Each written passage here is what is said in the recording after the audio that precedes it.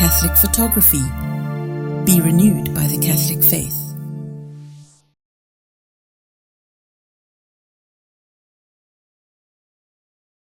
Gloire à Dieu.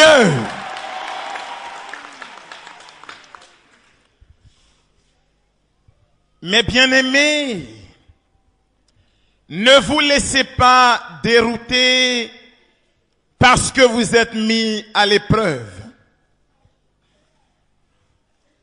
Si l'on vous fait souffrir, que ce ne soit pas parce que vous êtes meurtrier, voleur ou malfaiteur.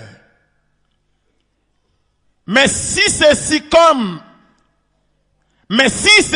chrétien que l'on vous fait souffrir, n'ayez pas honte. N'ayez pas honte de cela. Voici le message que l'apôtre Pierre nous adresse. Si tu as à souffrir parce que tu es chrétien, n'aie pas honte de cela. Mais si tu souffres parce que tu es malfaiteur, parce que tu es voleur, alors tu es à plaindre. Ce matin, je voudrais nous parler de la souffrance. Dis à ton frère, la souffrance. Et nous sommes à quelques jours de l'Assomption de la Vierge. Je voudrais nous la proposer comme modèle dans la souffrance, comme modèle au jour d'épreuve. Beaucoup de gens ne la connaissent pas, beaucoup ne l'ont pas encore expérimentée, mais ceux qui l'ont côtoyée et expérimentée peuvent nous dire que Marie est un modèle dans la souffrance au jour d'épreuve. La souffrance, elle est présente dans la vie des hommes. On ne peut pas envisager une vie d'homme sans qu'il n'y ait de souffrance.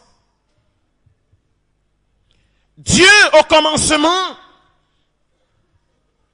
a établi l'homme dans une plénitude avec lui. Mais le péché est entré dans la vie des hommes.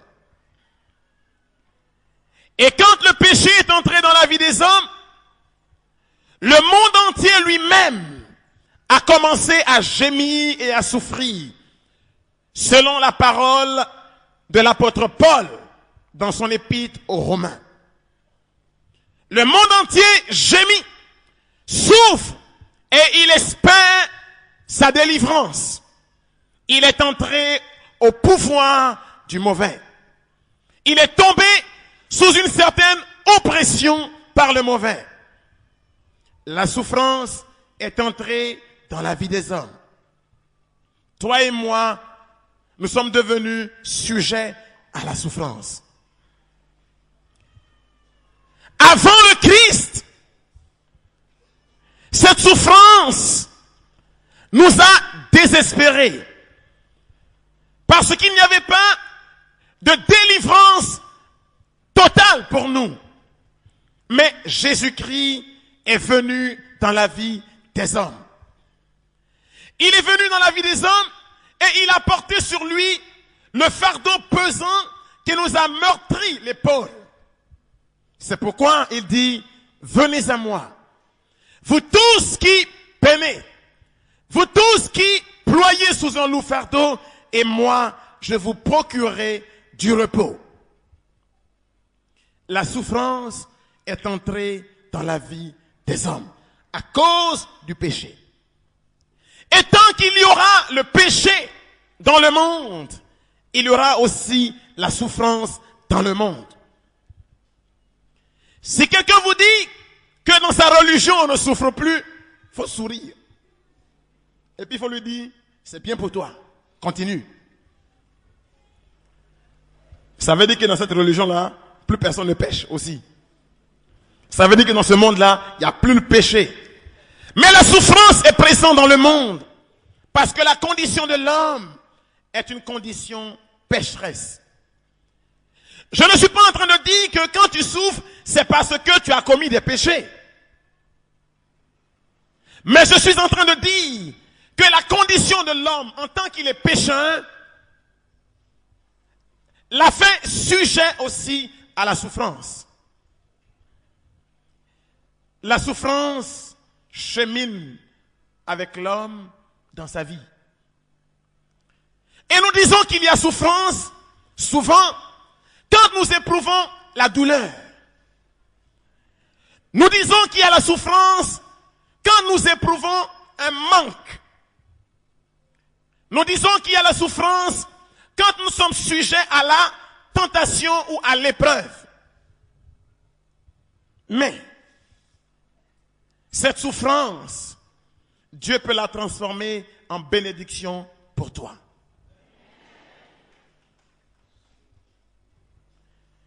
Un jour, que l'on a apporté devant Jésus un jeune homme qui était aveugle de naissance, on a dit à Jésus, regarde sa condition est bien triste. Depuis que cet enfant est né, jamais il n'a vu la lumière du jour. Est-ce à cause de ses péchés qu'il souffre? Est-ce à cause du péché des membres de sa famille qu'il souffre? Il y en a beaucoup ici à qui on a dit ça. Tu dis que tu pries, tu dis que ton Dieu est vivant, mais pourquoi tu souffres? Est-ce que ta vie est claire? Et souvent, quand nous suspectons quelqu'un d'être mauvais, quand la souffrance survient dans sa vie, on dit, c'est Dieu qui est en train de le punir. C'est vrai ou c'est pas vrai?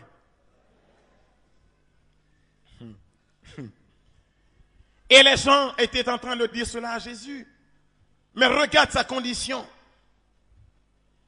Le saint homme Job, dans le livre de Job, a vécu aussi cette expérience de la souffrance dans sa vie. Un homme qui craignait Dieu, généreux, il avait de grands biens, il donnait sans calculer, sans compter. Tous les cocos du village étaient à ses pieds. Subitement, des catastrophes se produisent dans sa vie.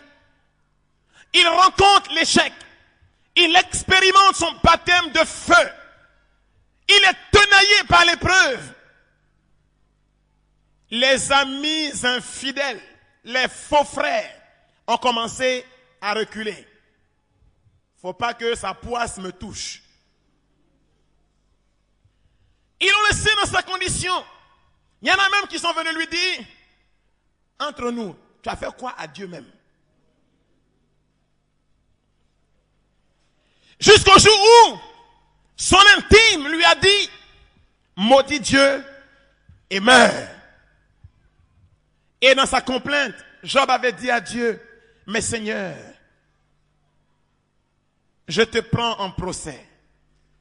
Si tu as trouvé quelque chose en moi qui est irréprochable, dis-moi, parce que je n'en peux plus. Ah Yahweh, dis-moi et puis ça va finir.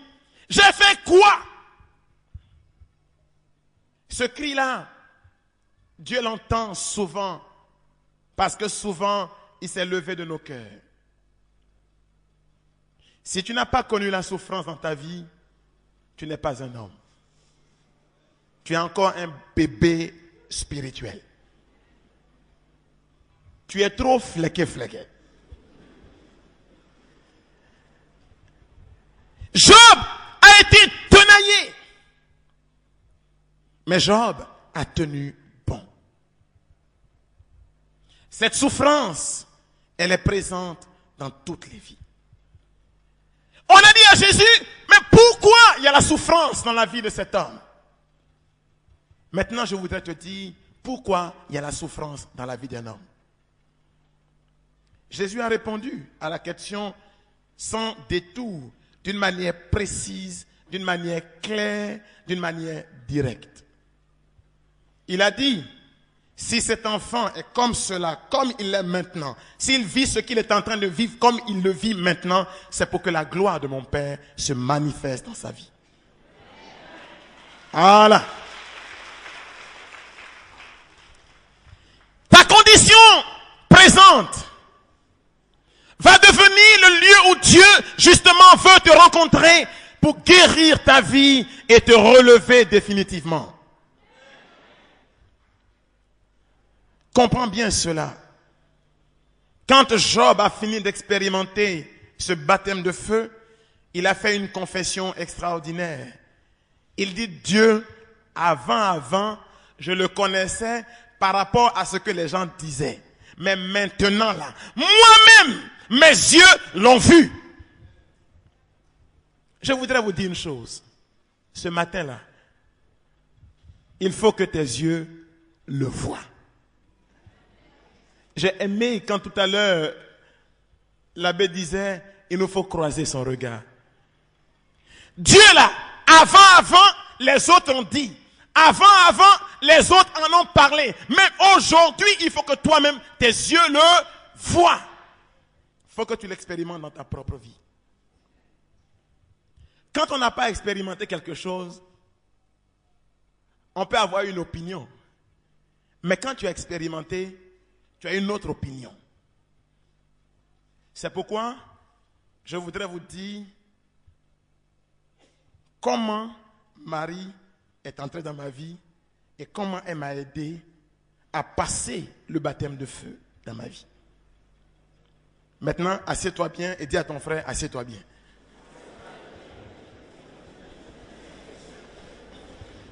Et puis ouvre tes oreilles.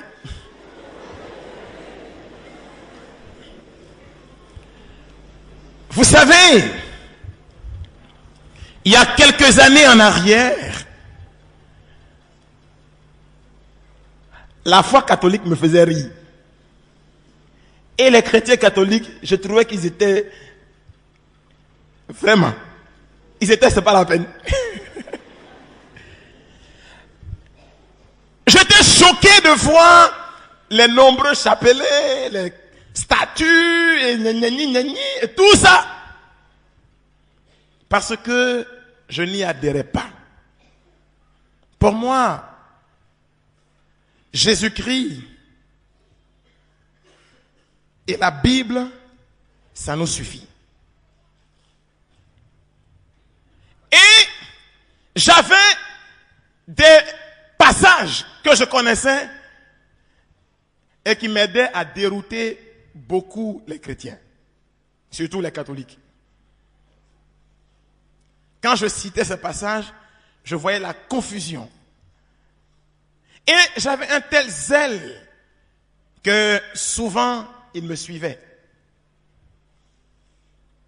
Il y en a beaucoup que j'ai fait sortir. C'est pourquoi j'ai dit à Dieu, je ne me reposerai pas tant que beaucoup n'entreront pas.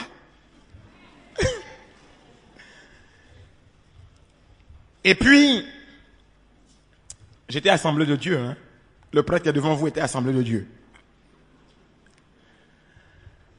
J'étais assemblée de Dieu quand un de mes frères, gloire soit rendue à Dieu, aujourd'hui il est prêtre aussi, je lui avais prêché l'évangile et j'avais fait mes démonstrations pour dire, prier Marie c'est de l'idolâtrie. Avoir un chapelet c'est de l'idolâtrie. Avoir des statues dans les églises c'est de l'idolâtrie. Je lui avais prêché et j'avais mélangé un peu sa foi. Donc, il m'avait suivi.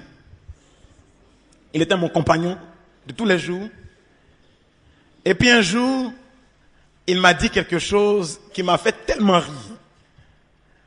Il est venu me trouver, il m'a dit, j'ai vu une retraite organisée par le renouveau charismatique catholique. J'ai commencé à rire. Qu'est-ce qui peut sortir de bon dedans? Il dit non, la retraite là, on dit que c'est pour faire des évangélistes, des évangélisateurs dans l'église catholique. Catholique fait évangélisation aussi. Et donc, la curiosité J'ai dit, on va aller voir. Et nous sommes partis voir. C'était à Boaké, à l'école des infirmiers. Les années, je ne sais plus combien, 89 par là. On arrive à Boaké, je vois des jeunes gens qui aiment le Seigneur. Une assemblée catholique mais fervente. Et les gens prient, et vraiment moi aussi j'étais emporté dans la prière. On a prié. Et à la fin de la prière, on dit qu'on fait un partage pour savoir ce que les gens ont ressenti et tout. Et à mon grand étonnement, la première personne qu'on interroge, il vient au micro, j'ai senti la présence de la Vierge Marie. J'ai dit à arrière, Satan!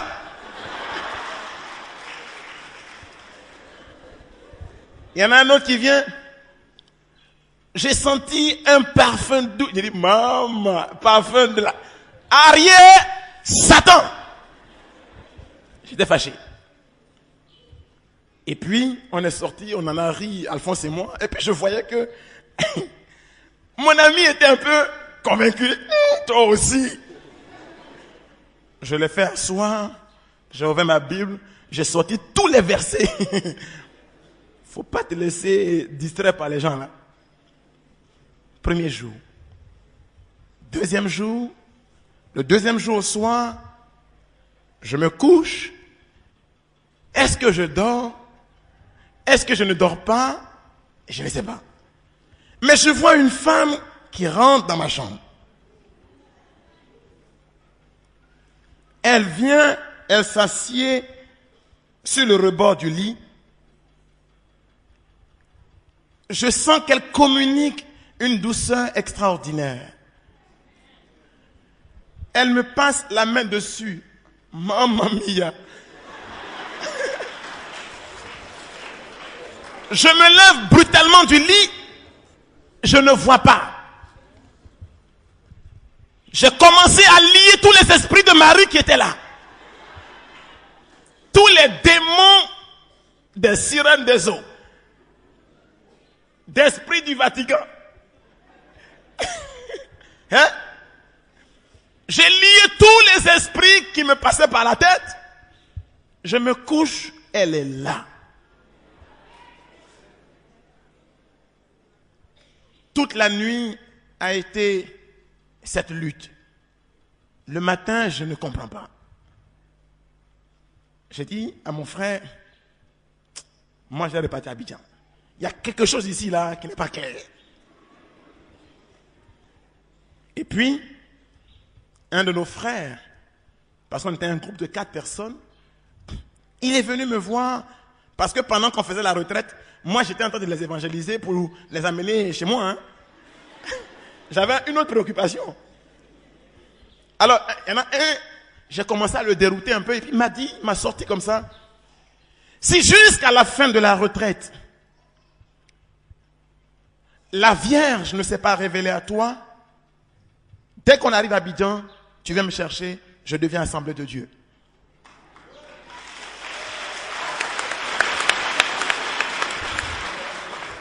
Et c'est la parole qui m'a encouragé à rester. Parce que j'étais convaincu que j'allais au moins avoir un pour repartir. Donc je suis resté et toutes les nuits, je priais comme cela jusqu'au matin parce que toutes les nuits, je voyais cette femme qui vient et qui s'assoit là. Et le dernier jour de la retraite, le dernier jour, on avait une veillée jusqu'au matin pour l'effusion de l'Esprit Saint. C'était la veillée que j'attendais parce qu'elle me valait cher au cœur. Au moins ce jour-là, on avait pu parler de Marie, on avait parlé un peu au moins Esprit Saint. Quand même, hein? Et puis cette nuit, je suis entré dans la salle, on n'était pas petit groupe, on priait sous la lampe des bougies, dans la pénombre, et mon groupe à moi s'est levé pour venir, et toute la communauté qui est là prie pour vous. Et quand on est venu se mettre à genoux, j'ai entendu quelqu'un qui donnait un message. Il a dit, mon fils, je t'appelle à me suivre dans les pas de Marie.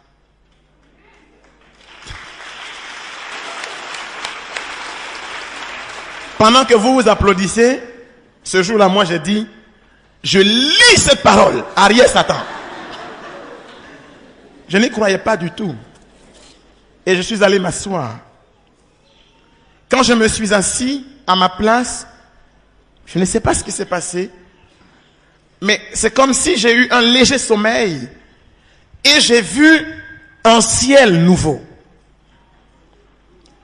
Et ce ciel nouveau était éclairé par, aujourd'hui je sais c'est un rosaire, mais un grand chapelet qui remplissait ce ciel nouveau. Tout blanc.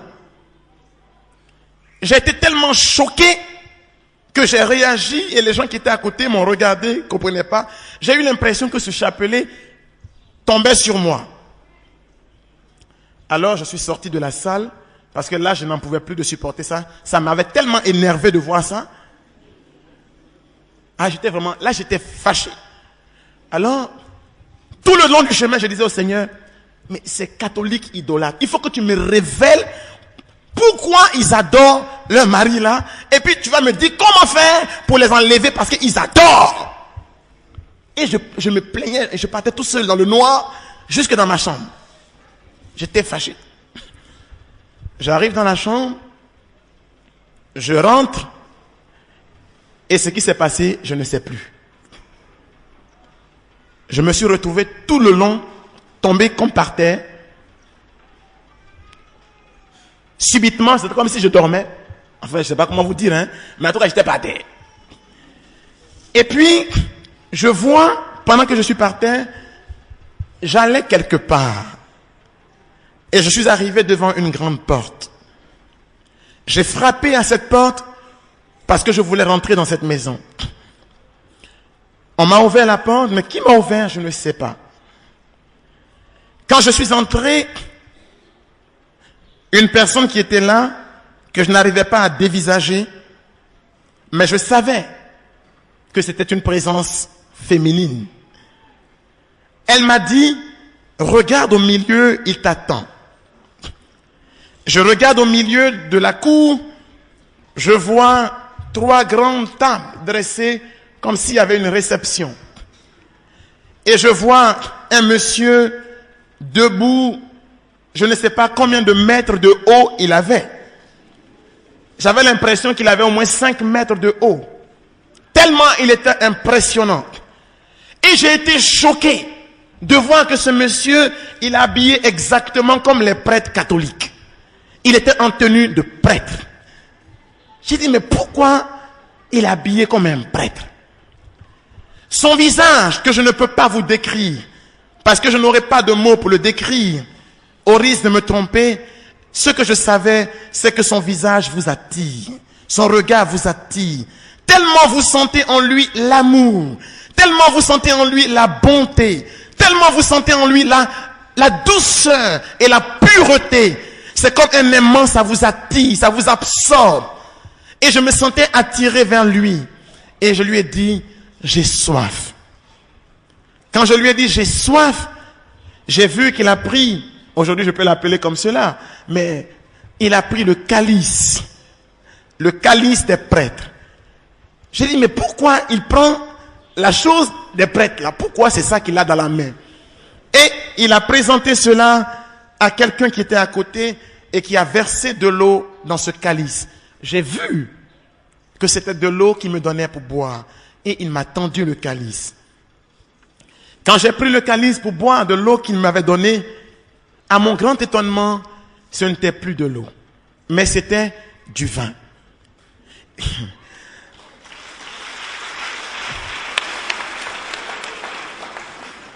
Et quand j'ai porté ce calice à ma bouche, l'odeur du vin était tellement forte, je ne sais même pas si j'ai bu, mais tellement l'odeur était forte que je me suis réveillé brutalement et j'ai vu que j'étais couché par terre dans ma chambre. Et je me suis levé à ce moment-là. Mais ce qui était extraordinaire, c'est que quand je me suis levé, j'ai senti que toute la pièce où j'étais était remplie de cette odeur de ce vin-là. Et je voulais donc sortir, parce que je ne comprenais pas ce que je venais de vivre. Mais en sortant, je me suis rendu compte que j'étais saoul. Vrai saoulé. Et je dandinais pour descendre les escaliers, tout ça, je ne comprenais rien à ce qui m'arrivait. C'est à ce moment que les autres revenaient de la salle de prière. Et ils m'ont vu dans les escaliers, On dit, mais Raoul, qu'est-ce que tu as? Et moi je réponds, je lui ai demandé de l'eau à boire, il m'a donné du vin à boire.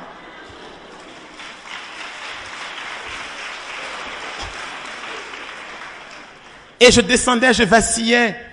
Et un de mes frères, qui aujourd'hui est mon responsable de communauté, a dit, ce sont les noces de Cana. Les noces de Cana. Mais quand il a prononcé cette parole, ce sont les noces de Cana, à partir de cet instant, c'est comme si mon esprit s'était ouvert.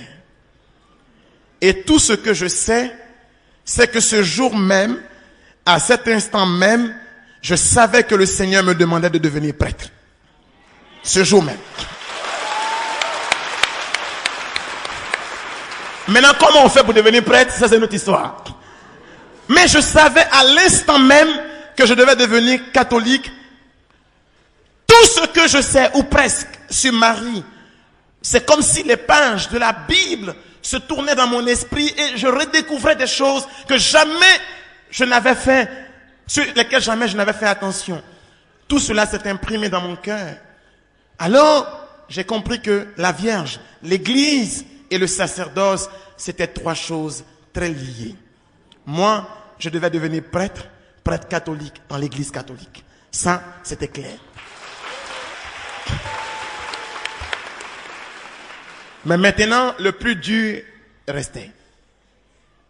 Quand je suis arrivé à Abidjan, je dis maintenant, quand je vais aller à l'église et puis je vais dire là, est-ce qu'on ne va pas dire que tu es devenu fou? Et comment tu vas expliquer ça? Et j'avais des craintes. Et là, c'est là où je dis, il faut respecter les vrais hommes de Dieu. Parce que les vrais, il y en a. Je suis allé dans mon église, mon ancienne église là. Je suis allé et je me suis assis devant le pasteur.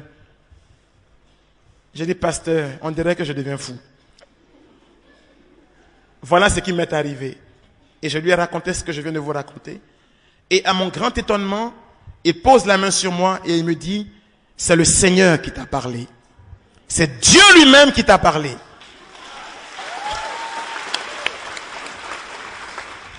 Et il a ajouté, le Seigneur t'appelle à le servir dans l'église catholique.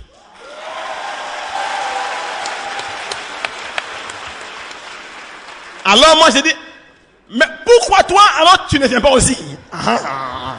Je comprends maintenant. Parce que là j'étais dérouté et je ne comprenais plus rien.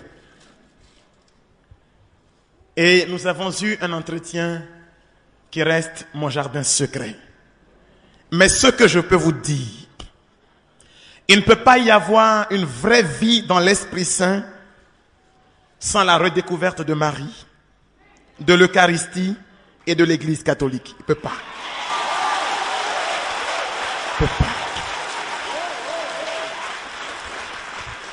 Je ne suis pas en train de dire que parce que tu es baptisé, tu es plus grand que les autres.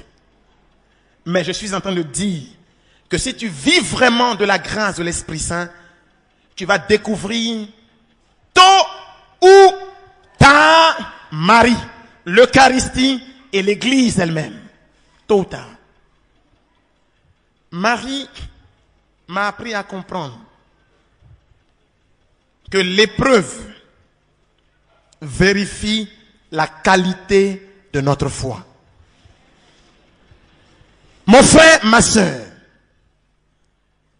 à l'école de Marie, on apprend à méditer tout ce qu'on vit dans notre cœur.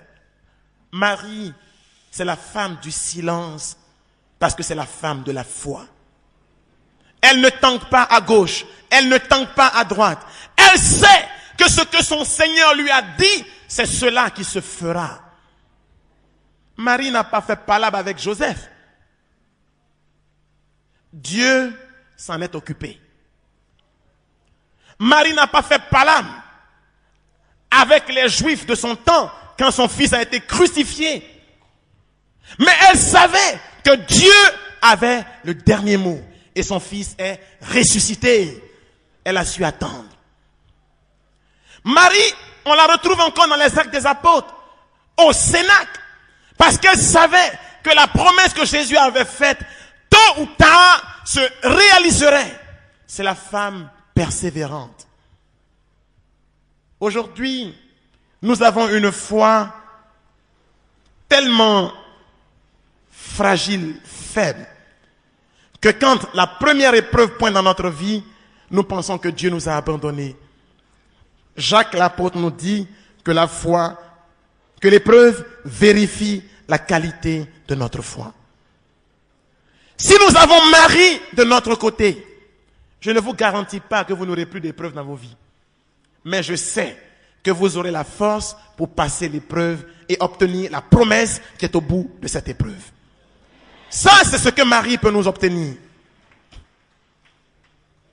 Alors, mes frères et mes sœurs, n'ayez pas peur de vous confier à Marie, mère du silence, et à son école d'apprendre à faire tout ce que son fils nous dira.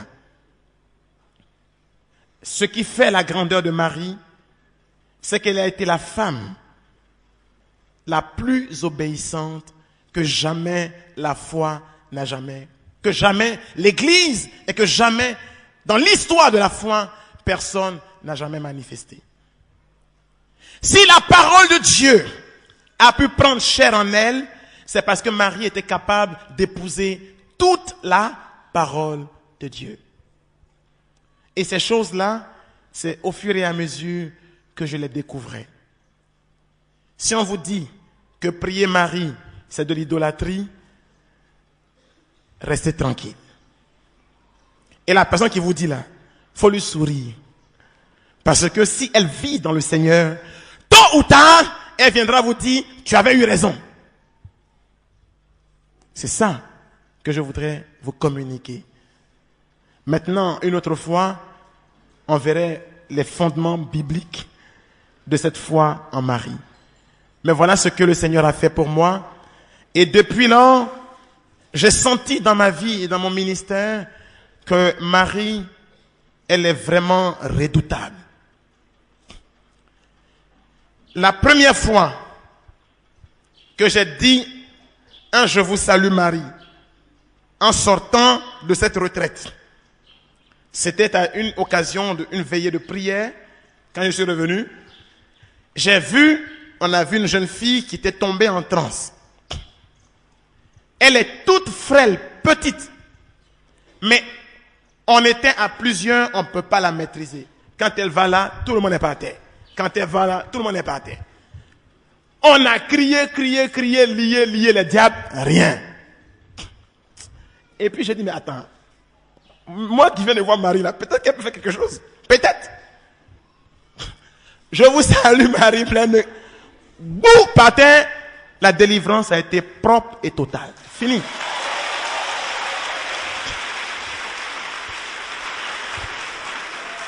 J'ai découvert que Marie, elle est plus terrible qu'une armée rangée en bataille.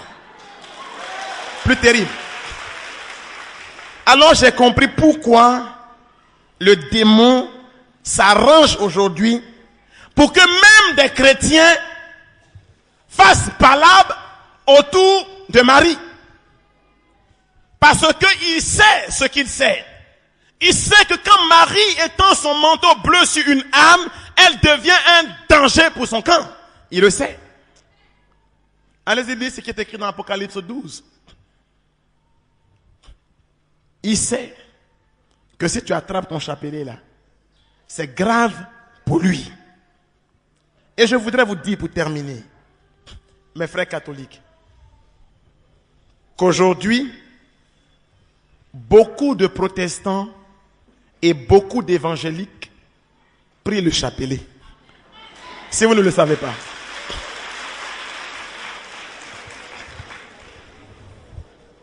Je ne leur ai jamais dit de quitter leur église. Mais je dis de compléter. Avec chapelet. Et puis après on va compléter avec la messe. Mais je n'ai pas dit de quitter, hein. On complète. Maintenant quand on a complété avec le chapelet et avec la messe, c'est que ça devient là. Vous-même vous savez. Il faut compléter. Alors tous mes frères évangéliques qui êtes là, protestants, assemblées de Dieu, baptistes, pentecôtistes, qui êtes venus, je ne vous demande pas de quitter. Parce que Jésus-Christ, il est partout présent où on l'invoque. Jésus-Christ n'est pas venu pour créer une petite religion. Mais quiconque invoque le nom du Seigneur sera sauvé. Mais maintenant, il sera sauvé comment? Ça, je ne sais pas, hein? Si ça passe par l'église catholique aussi, mais il sera sauvé. Alors, je vous ai rendu ce témoignage pour vous édifier et pour que vous n'ayez pas peur de prier avec vos frères catholiques. Parce que celui qui est devant vous là, lui-même, il vient de loin. Donc n'ayez pas peur. Que Dieu vous bénisse. Que la Vierge vous couvre de son manteau bleu ciel. Alléluia. Amen.